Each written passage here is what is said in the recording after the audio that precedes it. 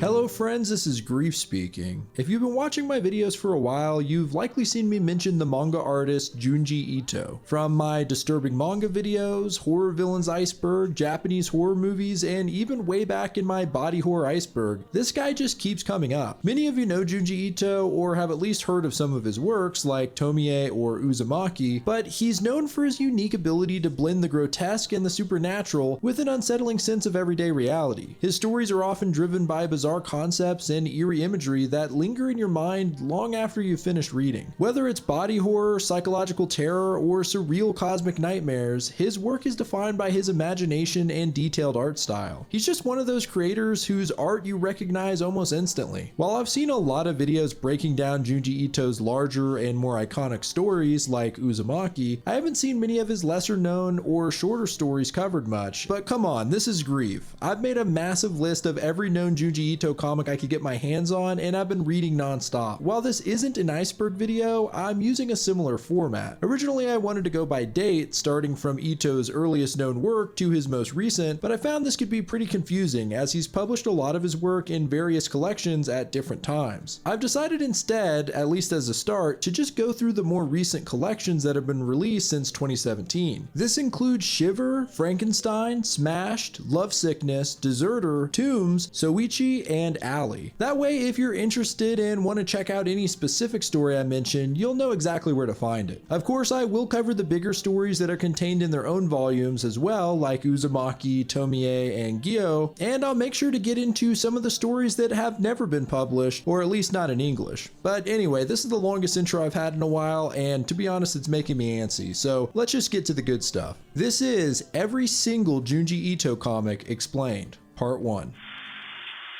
So let's kick it off with Tomie. This is Ito's longest running reoccurring character. In fact, there are over 20 different Tomie stories, with the original being published in 1987 and the most recent, Tomie Takeover, published in 2018. Because Tomie is one of the more popular Ito creations and there are so many stories, I've decided I'll give a kind of general description of the character and her abilities rather than an in-depth look at every individual story. Tomie takes the form of a beautiful girl, but she's actually more like a creature or supernatural entity. No matter how many times Tomie is murdered, she can regenerate. But more than that, any body part that is chopped off grows into another Tomie. Tomie also has a strong influence on people, especially men. The character's beauty is so overwhelming that it drives those around her mad with obsession, often leading to murder and betrayal. She manipulates and seduces the people around her, pushing them to do unspeakable things, all while reveling in the chaos she causes. There's just something deeply disturbing about how she creates copies of herself. Each time she's cut apart or injured, a new version of her can grow, meaning that multiple Tomies can exist at the same time, often leading to even more carnage. The stories involving Tomie can be unsettling in different ways, sometimes focusing on body horror as she regenerates, and other times on the psychological breakdown of those who fall under her spell. In the original story, her classmates accidentally kill her on a school trip, and in order to hide the evidence, they cut up her body into pieces. Each student is given a piece to dispose of, but the next day at school, she comes strolling in like nothing happened.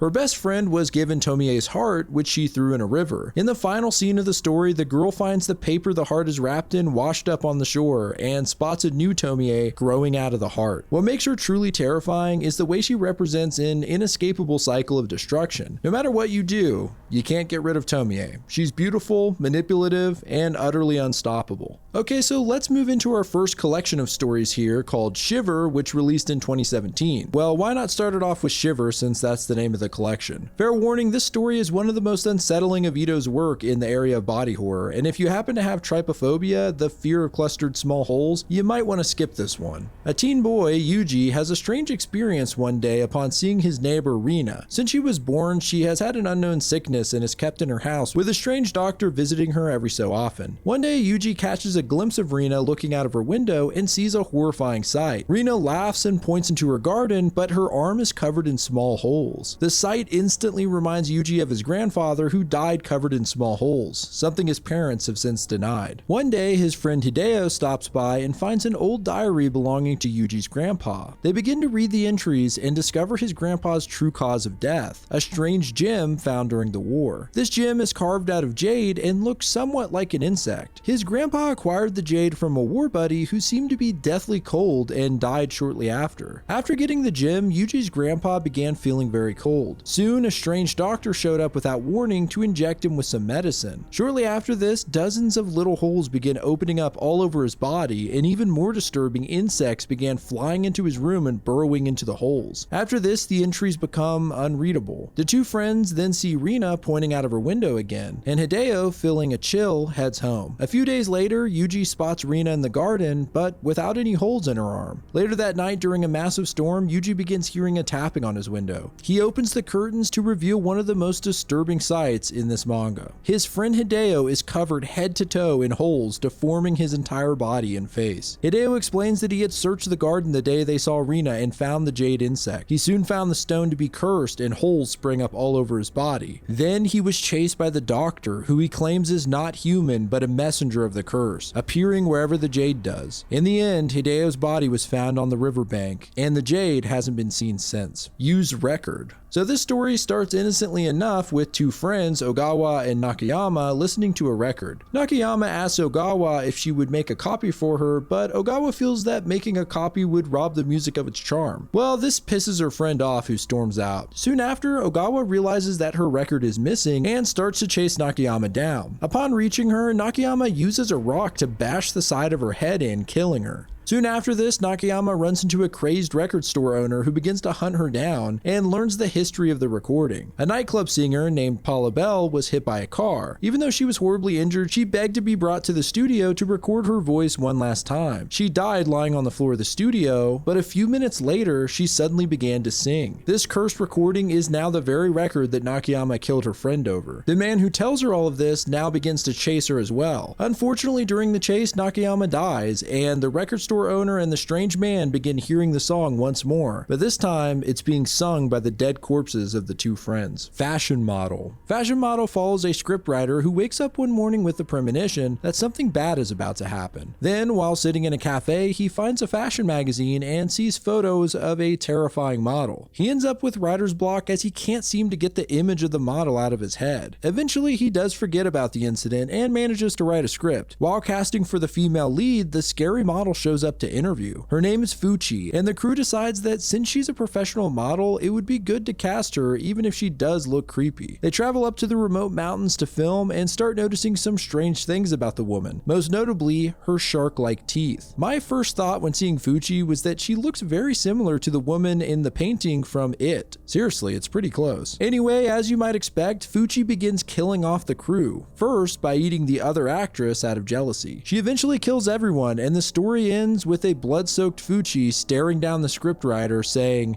"At last, it's just the two of us." There's actually two other Fuchi stories. One we'll get to later as it's in another collection, and the other, Fashion Model Cursed Frame, is pretty damn short. It follows a girl as she becomes a model for a big magazine. Although she's gorgeous, she has a strange phobia. She can't stand having a photo taken of her that's not of her entire body. She thinks that something bad might happen if her limbs are cut out of the frame in a close-up. After her interview, she meets one of the magazine's other models, Fuchi in fact. She's unsettled as she catches a quick glimpse of Fuchi's strange teeth. Although she makes a deal with the magazine to only do full body shots, they go back on their word and print close-ups anyway, terrifying the girl. She decides she won't let her phobia beat her, and she declares she'll try her best to take whatever photos they need. That's when Fuji suddenly appears in her room, and this tale ends with a news story about a dead model whose limbs are missing, almost like they were cut out of a picture frame. The Hanging Balloons. The Hanging Balloons is one of the most bizarre stories Ito has ever done, but I just love how weird it is. After a famous model and actress dies, her body is found hanging by a metal noose out of her apartment window. Shortly after, people begin spotting her giant head floating through the woods. Soon, more heads show up, but these are giant heads of people who are still alive. They carry nooses and try to hunt down their human counterparts in order to hang them. We also learn that if the heads are killed, so are the people they they look like. This is shown in a brutal scene when a girl's balloon head is shot with a crossbow, and immediately after, her real head shrivels up like a pop balloon as well. It gets apocalyptic really fast when all of Japan is covered in a swarm of giant heads. Like I said, it's even more strange than a usual Ito story, but it's an interesting concept and has some creepy images. Marionette Mansion. Marionette Mansion, or House of Puppets, follows a family of puppeteers. The youngest son, Haru, has a hard time coping with the traveling life of the craft and laments the fact that he can't make friends as he's never in the same town for more than a month. His older brother Yuki is quite good as a puppeteer and has his own creepy looking puppet named Jean-Pierre. One day, Yuki makes a strange comment to his brother about how tough the travel is and that all of it would come to an end if their father got sick. Not long after, however, their father does become very ill. Before he dies, he gives the boys a speech about how a true puppeteer makes a puppet do everything he wants, something Yuki disagrees with. He thinks it's the other way around, that the puppets are controlling them. We then fast forward several years. Haru and his little sister are living on their own and haven't seen Yuki since their father died. One day they get a letter from Yuki who invites them to visit him. He's now quite wealthy and owns a large mansion. As Haru and his sister enter, they're greeted by Jean-Pierre, the puppet, but stranger than that, they find Yuki and his family all floating on marionette strings. It seems Yuki built his mansion with gaps in the ceiling and has hired puppeteers to control his every move. Haru is obviously weirded out by this, but Yuki assures him that he's happy, as really it's the puppet who's in control, and that even though he doesn't have to move a muscle, he does whatever he wants. They continue to visit the house, and Yuki tries to convince Haru to join them on the strings. Meanwhile, Haru begins meeting a girl he met when he was a kid, but he's afraid to tell her what's going on at his brother's, and she suspects he's cheating on her. One day, while visiting his brother at the mansion, Haru's girlfriend follows him and sneaks inside. She runs into Jean-Pierre, who kidnaps her and starts turning her into a marionette doll as well. At the same time, the rest of the puppets in the house go wild, jerking about. Haru climbs into the ceiling only to find that the puppeteers above are zombie-like husks with a blank gaze. When he finds Jean-Pierre, he discovers the puppet has killed his girlfriend and that this entire time Jean-Pierre had come to life and his magic had been controlling the puppeteers and running the house. Finally, Haru smashes the doll to pieces, but when he goes to help his family, he finds that they themselves are wooden puppets and may have been the entire time. Long Dream. Long Dream is one of my favorite Junji Ito stories. It's one that reminds me a lot of H.P. Lovecraft, who Ito has claimed as one of his big influences. The story takes place in a psych ward, with a doctor interviewing his new patient. The man claims to have long dreams. He explains that it's as if each of his dreams lasts several hours. At first he wasn't too concerned, except that not every dream was pleasant, and now they're mostly nightmares, and each night they would last longer. After a month, the patient says each dream is lasting 1 year. This has impaired his real life, as when he wakes up, he can barely remember the previous day. As the days pass, the dreams get longer. Eventually, they are over 10 years long. He explains how terrible it is to live a decade in a nightmare all alone in filth and unable to wake up. In one dream, he's a soldier in the jungle, constantly running from the enemy. In another, he's cramming for tests, and maybe worst of all, in one dream, he has to pee and can't find a bathroom. Each dream lasting 10 years or more. As you can guess, this keeps escalating to the point that the man dreams thousands of years a night, and he begins to change as his body deals with the effects of the long dreams. He straight up starts looking like an alien and has no idea where he is when he awakes. He demands to see his wife, who he claims he's been married to for thousands of years. This wife is actually another patient who has a severe mental illness and thinks she's going to die at any moment. So it doesn't help when the long dream patient storms into her room like a madman and looking like a monster. Eventually, the patient's body crumbles as he enters one last infinite dream. The doctor manages to subtract a substance from the crumbling corpse. He discovers that this substance can be used to infect others with long dreams. The story closes as the doctor tells his plans to spread the dreams worldwide, effectively making everyone immortal by giving them endless dreams. Starting with the girl who is terrified of death. Honored Ancestors. This is a pretty wacky one. It begins with a girl named Risa having lost her memory and being brought home by a school friend, Makida. The doctor says her amnesia might have been caused by a traumatic event or shock, but should recover in time. At night, Risa hallucinates a giant caterpillar-like creature crawling into her room, scaring the hell out of her. Her friend Makida continues to visit and reveals that they were in love before she lost her memory. He invites her to his house where his strange father, suffering from an unknown illness, crawls on the ground feet first into the room to greet them. Risa develops a looming sense of dread that intensifies after visiting Makida's house. One day, Makida tells her to come with them, that it's an emergency, and they run to his house. There, he shows her the disturbing truth about his father. Upon his head are the scalps and brains of endless generations of Makida's ancestors. They are layered in such a way to resemble a caterpillar, which is why Risa was having the night terrors. This was the shock that caused her to lose her memory. Makida demands that Risa marry him, as his father's going to die soon and they must continue the bloodline or else risk losing hundreds of years of knowledge. Risa bolts, of course, and at the same time Makida's father dies. He then carries on in place of his father with the long line of scalps now attached to his head instead. He chases Risa down in such a frightening manner that she once again goes into shock. Makida's ancestors then celebrate and they declare their family safe for another generation as Makida makes his way towards the catatonic Risa. Pretty creepy.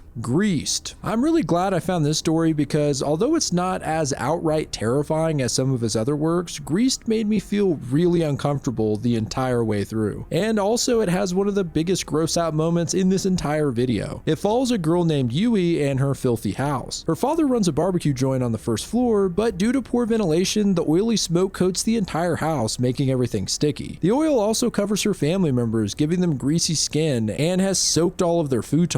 Yui's older brother Goro bullies her constantly and has a bizarre addiction. He straight up drinks oil when no one's looking. Unfortunately, as he hits puberty, his face becomes covered in huge pimples, which he gets bullied for mercilessly. After this, he has a mental breakdown and locks himself in his room, continuously drinking oil. I'll warn you that this next scene is super disgusting. At one point, Goro starts freaking out on Yui and squeezes his forehead, which shoots pus out of his pimples onto her face. Well, she's disgusted, of course, and seeing how grossed out she is, he pins her to the ground and mashes his face so that pimple juice squirts out all over her. It's an absolutely revolting image that I won't be forgetting anytime soon. Yui's father comes out of nowhere and bashes Goro's head in, killing him. It then cuts to a few salarymen discussing the restaurant and how the meat has gotten much better lately. Yui begins having terrible dreams of drowning in oil and awakes one night to find her father forcing her to drink oil. Meanwhile, the house becomes more and more oily to the point that it's constantly dripping from the ceiling. The father has also been binge drinking oil. This leads to a final horrifying panel of the father chopping off his own leg in the kitchen. The implication being that the father was serving Goro's flesh and this was the meat the men were raving about. Now the father has resorted to doing the same with his own flesh. Okay, so we're moving into the next collection now, Frankenstein, which of course has Junji Ito's adaptation of Mary Shelley's original novel, as well as the entire Oshikiri saga, one of Ito's few reoccurring characters. So let's get into it. Frankenstein. I won't spend time explaining this entire manga because the story is so well known. I will say, however, that this is considered one of the best Frankenstein adaptations in any media, as it follows Mary Shelley's novel very closely and doesn't take many liberties. Plus, Junji Ito's grotesque visuals make this a great way to experience the classic story, especially if you've read the book or seen any of the movies, because it's such a different style and medium. Definitely check this one out. Hallucinations. This story, which has the alternate title of Next Spectre, is about a boy, Oshikiri, who kills his friend and buries him in a garden. His friend had grown much taller than him over the last year, and out of jealousy, Oshikiri strangled him to death. Oshikiri, now paranoid, decides to dig up his friend and make sure he's still in the ground, but upon checking, he finds that the corpse's neck has stretched to an unnatural length. The next few days, his friend Hada begins questioning him about his missing friend, when suddenly her neck begins stretching out several yards from her body. Oshikiri attacks her in fright and realizes it was simply a hallucination. However, these visions continue. He begins seeing everyone's necks stretching out and eventually other body parts as well. He eventually turns himself in and reveals the location of his friend's body, hoping that this will finally end his horrific hallucinations. On the contrary, when the police dig up the body, they find that, in this particular case, what Oshikiri saw was real, as the boy's corpse is stretched out the entire length of the garden, and its head is stretched even further. And that's how this one ends. Bog of the Living Dead. This story follows two friends, Oshikiri and Kojima. Yes, there's another Oshikiri here, and there are actually more Oshikiris, but we'll get to that later. For now, let's just focus on this particular story. Kojima is much more popular and even has several groupies at school that follow him around constantly. When the class spends an afternoon cleaning up the nearby swamp, Kojima falls into the water and never emerges. Due to ghost stories and superstitions, the classmates think he was taken by a spirit that targets handsome young men. Oshikiri believes that this was all a stunt by Kojima, who told him in private he would gladly run away from home to avoid the girls that obsess over him perform at school. One night, the girls tell Oshikiri to meet them at the swamp and beg him to search for Kojima's body. When he denies them, vengeful spirits shoot out of the girls and begin chasing Oshikiri. He escapes alive, but now questions whether Kojima really did drown or not. Kind of a strange story, and probably the least scary in this entire video. Pen Pals. Pen Pals starts off following who other than Oshikiri. He's walking in his mansion alone at night when he discovers another Oshikiri. Well, this is just a tease as we then go back in time a bit. Oshikiri is feeling lonely as his parents are out of the country. He meets a girl named Tomie and they become friends. Tomie mentions that she already has 3 good friends who are pen pals and that they write to each other constantly. Well, it seems Tomie's pen pals are jealous of her new friend Oshikiri and begin insulting her in the letters. One day Oshikiri sees one of the letters and notices there is no stamp. He then pieces together the truth that Tomie has made up the friends and is writing to herself. She's gotten to the point where she actually believes the friends are real, and worse than that, she believes they're coming to kill her. In a shocking and violent act, Tomie grabs a knife and begins stabbing herself to death, acting as if her friends are doing so. Worried that he'll be blamed for the death, Oshikiri tells no one and runs home. In the middle of the night, he hears some noises and upon investigation finds a note. The note calls him a murderer and mentions a piece of evidence left behind, Oshikiri's scarf. The letter is signed T.O. and is in Oshikiri's handwriting. And that is the cliffhanger Pen Pals leaves us on. But let's continue in Intruder. It's hard to tell if Intruder takes place directly after Pen Pals or if this is a different Oshikiri entirely, as there's no mention of Tomie. But either way, we follow Oshikiri, who is still living alone in his mansion. He meets a new group of friends who are into the supernatural, particularly the idea of alternate dimensions. When Oshikiri tells them about the strange noises he's been hearing in his house, they think it could have something to do with other dimensions and help him investigate. One day, the group looks out the window to see an Oshikiri doppelganger burying corpses outside the house. The alternate Oshikiri runs away and the group inspects the graves to find the bodies belong to them. Apparently, the copycat Oshikiri has killed his friends in his own dimension and is burying them here. The 4 friends help dig proper graves for the bodies, and that wraps up Intruder. Further tales of Oshikiri. This tale begins with Oshikiri seeing a girl from his class, Fuji, beat up and running for her life. She's terrified at the sight of him and vanishes while running away. The next day at school, Oshikiri spots Fuji and she seems perfectly fine, leading him to believe the version he saw the night before was from another dimension. A kid in class catches him staring and starts roasting him, saying he'll never have a chance with that girl because of how short he is. Well, Oshikiri starts fighting the guy. That night, he can swear he hears the kid's voice crying out in his house, and when he opens his door, the dude is there in the hallway, now a massive creature whose flesh melts into a gooey puddle. Fuji noticed Oshikiri staring at her at school and decided to be friends with him. As they become close, she asks him if she can see his mansion. He warns her that it could be dangerous, and when they arrive, she suddenly vanishes. After 3 days of Fuji missing, Oshikiri suddenly hears her voice and finds her in the hallway, now a mass glob of flesh that also melts into a goo pile. I think it might be time to move, my guy. He then hears Fuji's voice again and finds another version of her strapped to a chair with an evil Oshikiri about to inject her with some kind of drug. He explains that he tried the drug on 2 people from his dimension already, the boy from his class and the Fuji from his dimension. Obviously, the drug went wrong, which is why they transformed. And here it's revealed that Oshikiri's goal is to create a drug that will make him taller. So yeah, the common trait in all Oshikiris is their height insecurity, I guess, which is kind of funny. Well, the good Oshikiri stops him and injects him with his own drug, causing his body to stretch out in a grotesque way before disintegrating as well, in the process revealing that there are many more worlds with even more vicious Oshikiris. Well, that wraps up further tales, but let's move into the next Oshikiri story, Walls. Walls is the final Oshikiri story, and this time we get confirmation that it's the same dimension as before, or at least the same one from Intruder, as Oshikiri mentions the instance when his doppelganger is burying his friends' bodies in the garden. In this story, Oshikiri keeps hearing strange noises coming from the walls of the mansion, but believes these must be hallucinations. After an earthquake in the village, he finds that a chunk of stone wall in the mansion has broken off, and he finds a corpse inside. Shortly after, he finds a strange photo of what looks like half a body hanging out of a wall, but when he inspects where the photo was taken, there's no hole. He decides to remove the body, but once he begins digging it out, it appears to scream. Then Oshikiri's parents arrive home earlier than expected, but they're acting a little strange, dismissing his weird photo, and when he shows them the hole in the wall, the corpse has vanished. The phone rings, and to Oshikiri's shock, it's his mother telling him that they will be returning home later than they thought. So then who the hell are these imposters? Turns out these are his parents, but from another dimension. In their world, the mansion was was burned down, and so they came here to take this one. Just as they move in to kill the boy, they hear Oshikiri from their dimension crying for help. They find him hanging halfway out of a wall, and when they try to help him, they merge with him and are sucked in. Apparently, this is a consequence of passing between the two worlds too many times. Oshikiri then realizes what the noise was he had been hearing. The souls trapped within the walls in the mansion, and in one last horrifying image, we see the victims crying out from the walls. Now let's move into the next collection, Deserter. This collection was released in 2021 and actually has some of my favorite stories in it. So let's get to it. Biohouse. Biohouse is one of Junji Ito's earliest works and is also pretty disturbing, especially if blood makes you squeamish. A young woman and her new employer arrive at his summer home mansion where the girl will serve as his new secretary. However, things are off to a weird start when dinner is served and it's completely made up of raw insects and lizards. The man says he has something special for the girl and comes out with a glass of what appears to be blood. He reveals that this is his own blood, and when she refuses to drink it, he begins to try to force it down her throat. She slaps the glass out of his hands, and this is when things get bonkos. The man removes the bandages around his neck to reveal several wounds and gouges. He pulls out a knife and straight up stabs himself in the neck. With blood now gushing out of his body, he chases the girl, demanding that she drink it so that she will bring grace to his blood and consume him into her beauty. What a creep, man. As she runs, we find that the man's servants all happen to be vampires,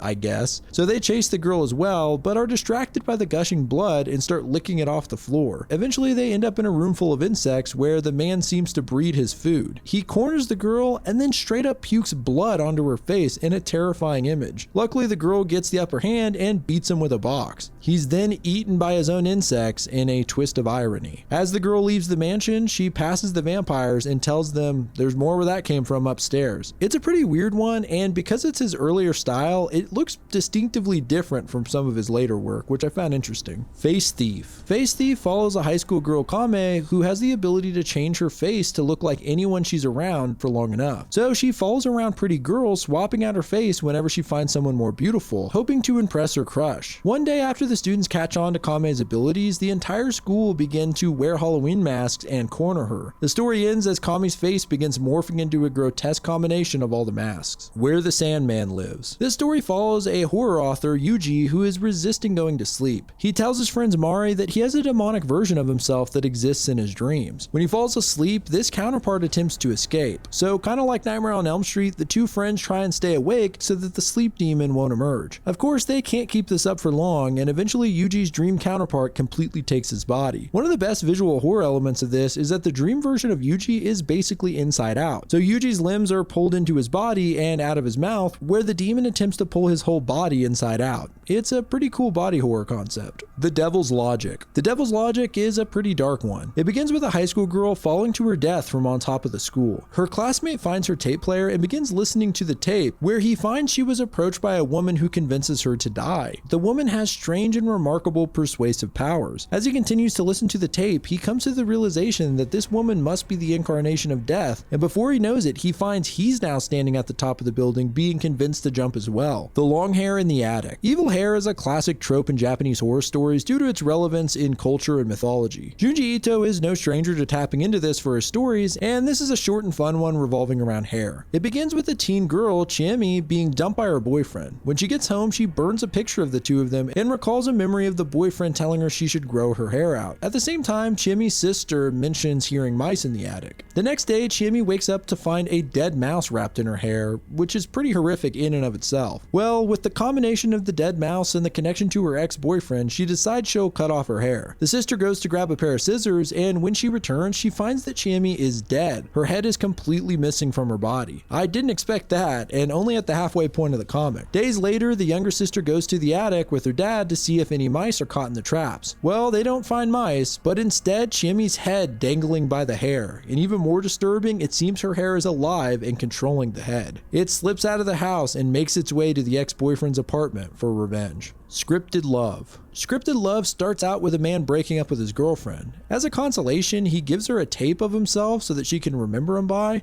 What a dirtbag. Well, she thinks so too and grabs a kitchen knife. We then rewind a bit and learn how they met. The man is the leader of a theater troupe and starts dating the girl who is the newest member. Only problem is the dude is a complete player and cycles through the women of his troupe, breaking up with them and then leaving them the same tape. Now back to the present, the girl has actually stabbed him. In shock, she doesn't know what to do, so she just plays the tape he left. Turns out it comes with a script, and whoever watches it can act out dialogue to simulate a conversation with him. As the girl falls back in love with this version of the man on tape, the real guy wakes up, apparently not really dead. As he pleads for help, the girl declares that she doesn't need him anymore, as now she has the video version of him that'll never break her heart. She then picks up a glass bottle and finishes the job. The Reanimator sword. This one is interesting because it almost has an action fantasy feel to it. Keiji and his friend are out at night hoping to spot and maybe catch some ghostly specters. To their surprise, they actually see a swarm of them flying through the air. Keiji ditches his friend who is too afraid to continue. His pursuit of the specters leads him to an old temple where he encounters a scary looking man with a sword. The man says, "You saw, didn't you? Now you must cease living." So Keiji runs like hell and ends up falling off a cliff. He awakes perfectly fine in his home and learns that while he was passed out, his grandfather died. His grandfather was apparently an important politician, and his associates say his death must be kept a secret. Then the man with the sword shows up to the house and seems to have been summoned here by the grandpa's associates. He impales Keiji's grandfather with the sword, which brings him back to life. Keiji witnesses this and later confronts the Reanimator as he believes it was unnatural to bring his grandfather back. The Reanimator says he sees a great potential in Keiji and that he must have similar gifts as him. He reveals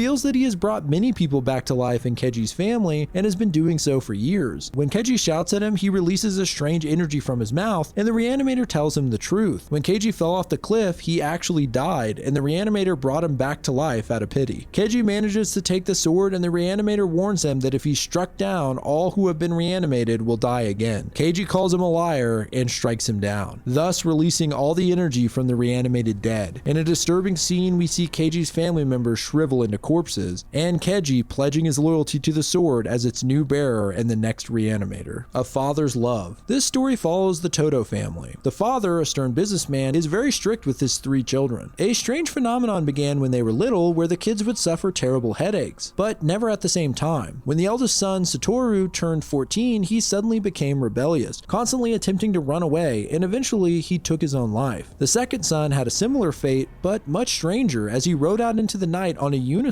and laid his body out on the street. The brother's friend, Tsukasa, recalls several times that he acted strange and reckless. It seems this always occurs right after the headaches that the family suffers. So we're down to the youngest Todo child and only girl, Miho. One day the father takes Mio and Tsukasa to a theme park, hoping to use Tsukasa as a replacement for her older brothers. Mio has a headache, however, and then becomes basically a different person, being wild and dangerous. When Tsukasa attempts to tell her father what's going on, he finds him sitting motionless with his eyes white. Here we begin to learn the truth, that Mr. Todo has the ability to control his kids' minds, and that is why they suffered the headaches and acted so strangely. When he thought his sons were of no use to him anymore, he controlled them to kill them. Once Miho's mother discovers she's pregnant, Mr. Todo wishes it to be a boy and now has no use for Miho as he has a new family heir. Tsukasa then attempts to help Miho and her mother escape and must fight Mr. Todo as he attempts to control Mio one last time. In the end, Mr. Todo realizes he's failed. He mentions that he has had a rough childhood, always working and never being able to play. So he lived through his children and took Mio to the park that day in order to control her and have fun himself. In the end, Mr. Todo goes to the theme park alone and takes the Ferris wheel, only to jump out of the cab at the top, ending the family curse. Unendurable Labyrinth.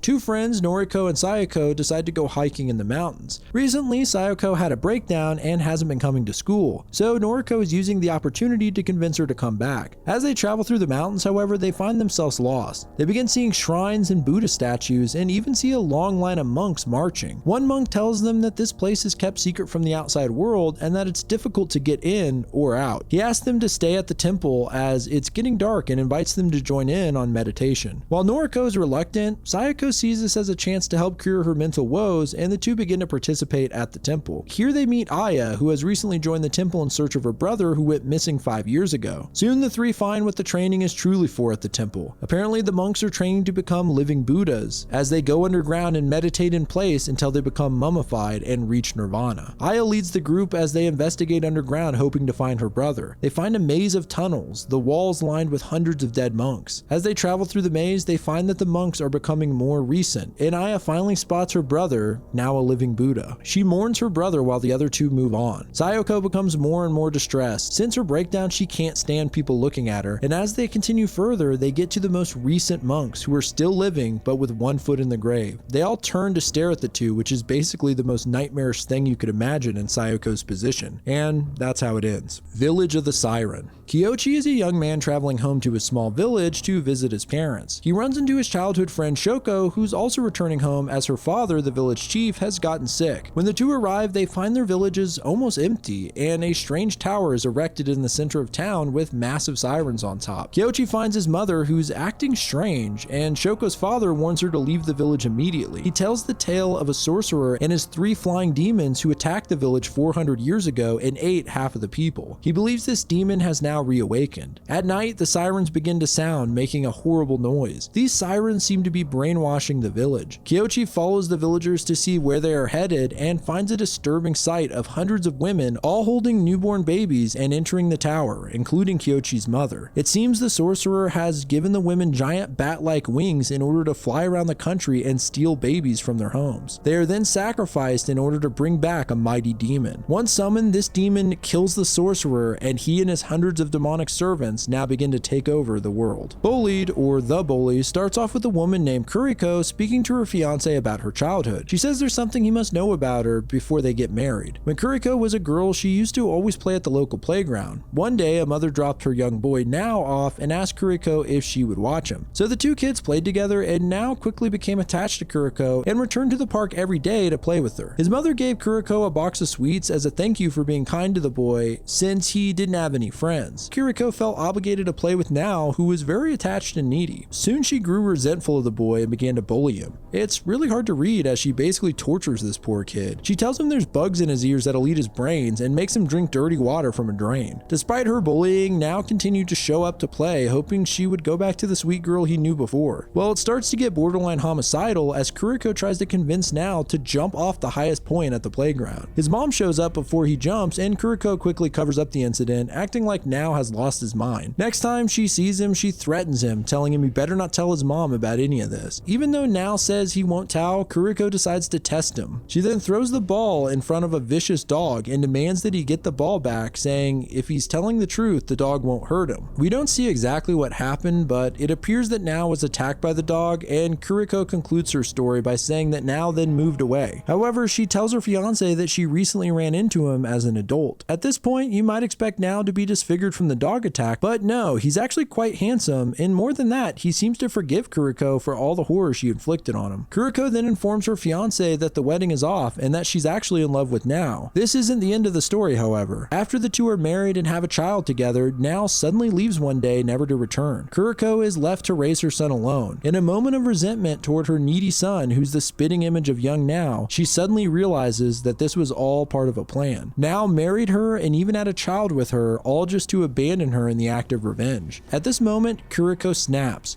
She dresses up in her old clothes and puts her hair into pigtails, and then tells her son that they're going to be going to the park, presumably to bully him the same way she did to Now. Definitely one of the saddest Junji Ito tales I've read. And finally, Deserter. This has been one of my favorite stories I've discovered so far. It's about a family who's keeping a Japanese army deserter, Furukawa, hidden in their house. He comes down once a day for a meal, but otherwise must stay hidden in the storeroom. During World War II, Furukawa ditched the military and begged his friend Adera to hide him. At this time, Adera's younger sister, Kimie, grew fond of Furukawa and would visit him in the storeroom until her brother got pissed off and forbade her from seeing him. One day, while leaving the storeroom, an air raid took place, killing Kimie. Adera blamed Furukawa for this and kept him in the storeroom even 8 years later, long after the war had ended. Him and his other sisters put on a show and pretend that the war has continued all of this time, forcing Furukawa to stay hidden. They even have a friend come by dressed as a Japanese officer, pretending to look for deserters just to scare him. Damn, that is messed up, man. One night, the village is setting off fireworks, and Adera decides it would be fun to tell Furukawa it's another air raid to freak him out. That night, while the fireworks are going off, they bang on the storeroom door and try to shock Furukawa. Only, no one answers. When they enter the room, they find the hanging body of Furukawa. When they look further, they're shocked to see that this corpse looks like it's been decaying for years. They find a note from Furukawa from 8 years ago, stating that he can't go on living with the guilt of Kimie's death. So the family quickly realizes that he's been dead all of this time, and that the Furukawa they've been talking to all these years might be a ghost.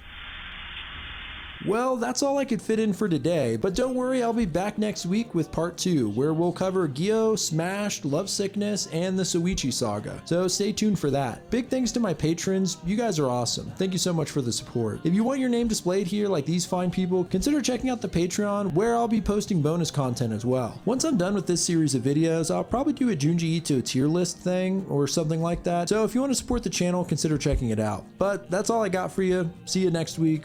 This is Grief speaking. Goodbye, friends.